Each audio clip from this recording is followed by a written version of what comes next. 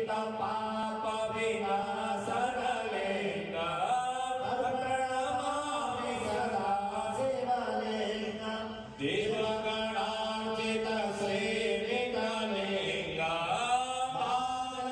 करता हूँ। सर्वे भवन्तु सुखिनः, सर्वे सन्तु निरामया, सर्वे भद्राणि पश्यन्तु मा कश्चित् दुःखभाग् भवेत्। आप सभी के ऊपर भगवान की वरद हस्त ऐसे ही बने रहें, सदा सुखी रहिए, सदा आनंदित रहिए। YouTube परिवार को मेरा प्रणाम। आज के हमारे वीडियो में हम आचार्य जी द्वारा समझेंगे भागवत के अध्यायों का अर्थ, या ये भी कह सकते हैं कि भागवत कथाओं का सारांश। श्रीमद् भागवत एक अत्यंत गहरा और आध्यात्मिक ग्रंथ है, जो कृष्ण भगवान की लीलाएं और उनकी टीचिंग से ये सिखाता है कि कैसे एक भक्त अपने जीवन को दिव्य बना सकता है और भगवान की कृपा से मोक्ष भी प्राप्त कर सकता है। तो अगर आपके घर के पास कहीं भी भागवत पुराण सुनाई जा रही है तो जरूर इसका हिस्सा बने। आचार्य जी के द्वारा 7 दिन की कथाएं तो मैं यहाँ वीडियो में नहीं दिखा पाऊंगी, लेकिन ये सारांश से आपको अंदाजा हो जाएगा कि कथाओं का क्रम क्या है। ये पावन कथाओं का लाभ हमें प्राप्त हो रहा है। आइए उन्हीं कथाओं में प्रवेश करेंगे। भगवान के मधुर मधुर गान लीलाओं को हम श्रवण करेंगे। उससे पूर्व आदरम मधुरम के द्वारा, मधुराष्टकम के द्वारा भगवान का स्तवन करेंगे।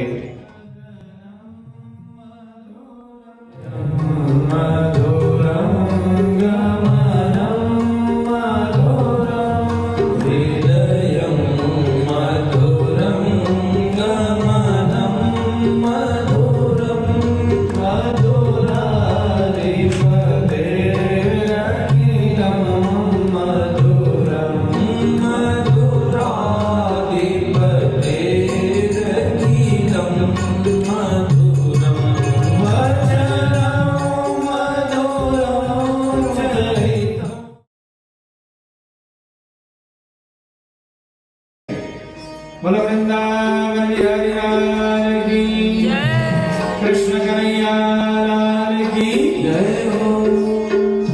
स्कंद भगवान के चरण हैं, 12 स्कंद भगवान का मस्तक है। प्रथम स्कंद में 19 अध्याय है महाराज, जिसमें मंगलाचरण है और भीष्म पितामह की कथा है। पांडव और कौरवों का महाभारत का युद्ध, राजा परीक्षित का जन्म, राजा परीक्षित को श्राप लगा। द्वितीय स्कंद में 10 अध्याय हैं, जिसमें राजा परीक्षित सुल्तान में जाते हैं, पुत्र जन्मेजय को राजा बना करके। महाराज सुखदेव भगवान का आगमन हुआ, भागवत की कथा प्रारंभ होती है। तृतीय स्कंद में 33 अध्याय हैं, जिसमें मैत्री और विदुर का संवाद। विदुर जी ने प्रश्न किया, मैत्री ऋषि ने भागवत सृष्टि के बारे में बताया। कपिल देवहूति का संवाद आप लोगों ने सुना। और चतुर्थ स्कंद में 31 अध्याय हैं, जिसमें शिव और सती का चरित्र आप लोगों ने श्रवण किया। ध्यान देना, भक्तराज ध्रुव का चरित्र आप लोगों ने श्रवण किया। प्राचीन वरही की कथा को सुना करके चतुर्थ स्कंद को विराम दिया। पंचम स्कंद में 26 अध्याय हैं, जिसमें प्रियव्रत की कथा है। भूगोल खगोल की कथा सुनाते हुए भगवान सुखदेव जी 28 प्रकार के नरकों की कथा सुनाते हैं। षष्ठम स्कंद में 19 अध्याय हैं, जिसमें अजामिल की कथा आपने सुना, वृत्तासुर की कथा आपने सुना। सप्तम स्कंद में 15 अध्याय हैं, जिसमें भक्तराज प्रहलाद की कथा आप लोगों ने श्रवण की। अष्टम स्कंद में 24 अध्याय हैं, जिसमें मनवंतर की कथा है, गजेंद्र मोक्ष की कथा, समुद्र मंथन की कथा, बलि और बामन की कथा देवसी गा करके आप लोगों ने आनंद लिया। उससे आगे नवम स्कंद में महाराज सूर्यवंशी का राजाओं की कथा, रामावतार, उसके पश्चात चंद्रवंशी राजाओं की कथा और महाराज परशुराम जी की कथा। दसम स्कंद में 90 अध्याय हैं, जिसमें भगवान के अवतार की कथा। मथुरा में भगवान अवतार ग्रहण करके गोकुल में वसुदेव जी के द्वारा पहुंचाए गए। माखन चोरी की लीला भगवान ने गोकुल में, गौचारण की लीला वृंदावन में, गोवर्धन की लीला गोवर्धन नाथ में, फिर रास की लीला बंसीवट में। और महाराज भगवान ने वृंदावन को छोड़ दिया, जाकर के मथुरा में कंस का मर्दन किया। और उसके पश्चात भगवान ने मथुरा को भी त्याग दिया, द्वारिका में जाकर के 16,108 रानियों के साथ भगवान ने विवाह किया। भगवान का पावन गृहस्थ दर्शन कथा के माध्यम से अभी अभी आप लोगों ने किया। भक्त सुदामा और कृष्ण का पावन चरित्र मिलन की कथा आप लोगों ने सुनी। श्री वसुदेव जी और भगवान कृष्ण वृंदावन वासियों का कुरुक्षेत्र में मिलन, राधा रानी की कृपा की कथा आप लोगों ने सुनी। एकादश में 24 गुरुओं की कथा, भागवत धर्म की कथा, द्वादश में राजा परीक्षित की मुक्ति की कथा आप लोगों ने अभी अभी श्रवण किया। यही भागवत का सारांश है। और महाराज भगवान की कथा तो इतनी है, 7 दिन क्या 7 महीने भी सुनाए तो भी पार पाना मुश्किल है। अपनी मति अपनी बुद्धि के अनुसार मैंने आपको जो सुनाया, आपको अच्छा लगा हो तो जरूर उसके बारे में विचार करना, मनन करना, चिंतन करना। त्रुटि बस मेरे मुख से कोई ऐसी वाणी निकली हो जो आपको अच्छा न लगा तो हम अपनी वाणी को वापिस लेते हैं। हमारी खराब बात आप हमें वापस कर देना, अच्छी बात हमेशा ध्यान में रखना। देखो हम भी मनुष्य हैं, यहाँ बैठे हैं तो व्यास के रूप में आगे पीछे आपके ही अपने स्वजन हैं। हम कोई आपसे दूर नहीं।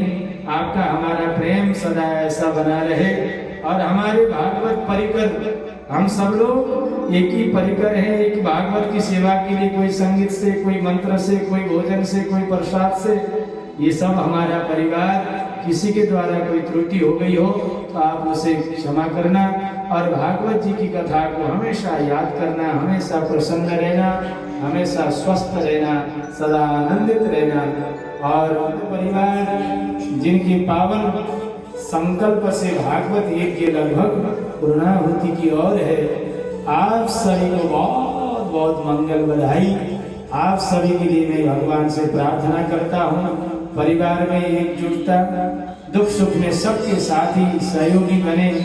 कभी ऐसा भाव किसी के अंदर ना आए कि मैं बड़ा और मैं छोटा।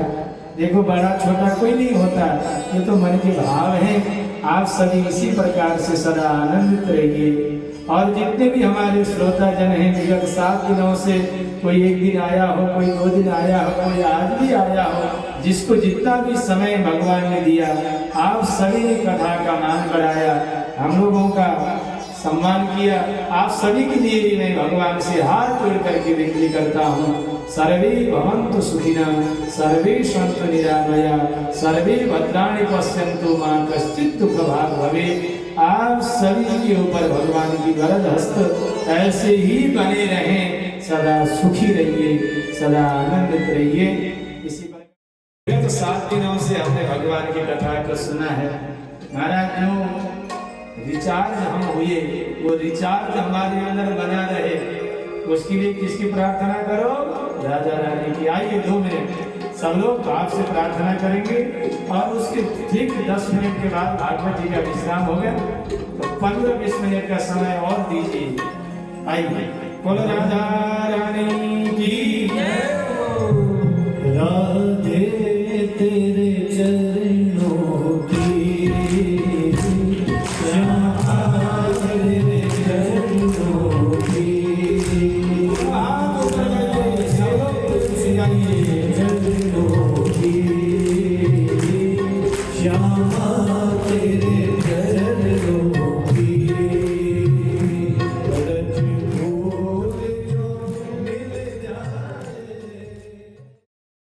आशा करती हूँ कि मेरे इस प्रयास से आपको कुछ पलों के लिए ही सही आनंद आया हो।